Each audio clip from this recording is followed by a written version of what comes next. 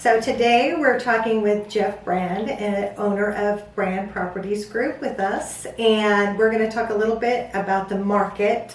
So the first thing I want to ask you, Jeff, is how long have you been in the business? About 28 years. That's a long time. A very long time. Goes by fast. Yes, it does. So I always say that you know more about real estate than anyone. I try and educate myself. That's true. You do know a lot.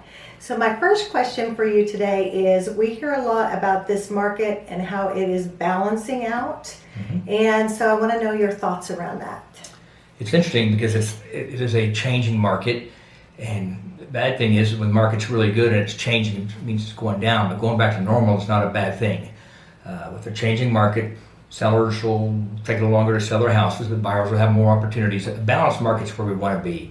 We're in a strong seller's market. It needs to become more balanced so that buyers can buy houses and the market can grow. That's true, right? So it gives more opportunity.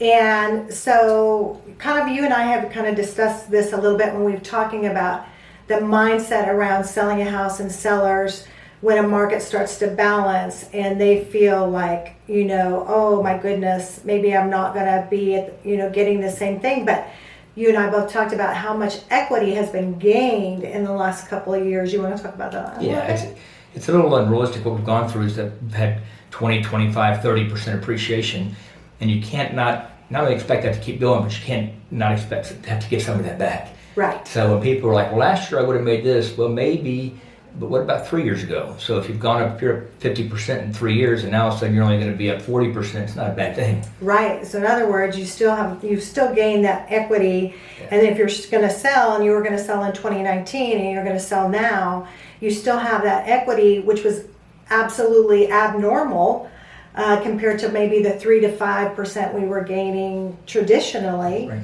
We've gained quite a bit, and even though it is adjusting, that equity is still there for them to sell. Prior to this recent run, being in a state like Texas, there's only been 3 or 4 years since they've been tracking data, so 50 years, where Texas has had back-to-back double-digit appreciation, or 3 different times, 2 or 3 times. So it's rare for Texas to have back-to-back double-digit or even double-digit appreciation. So we're a little spoiled right now as a seller, but go back to normal is what's going to happen. Everything does, and it's not bad. Yeah, that's great. That's great. So tell us a little bit about what you think the rest of this year is going to look like in 2022.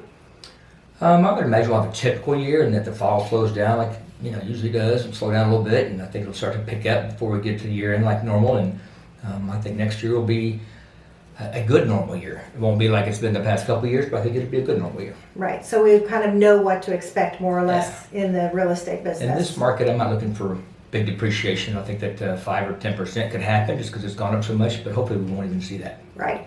And tell us a little bit, because we talked about this, you and I, a little bit too, how Texas is compared to other states in the United States as far as appreciation, and when things start to change, how do we fare compared to others? So the reason Texas has only had a few years of double-digit appreciation in the past is because there's been so much area to build on. Texas is a big state, a lot of land out there. The difference now is there's so many jobs, and interest rates don't drive the market.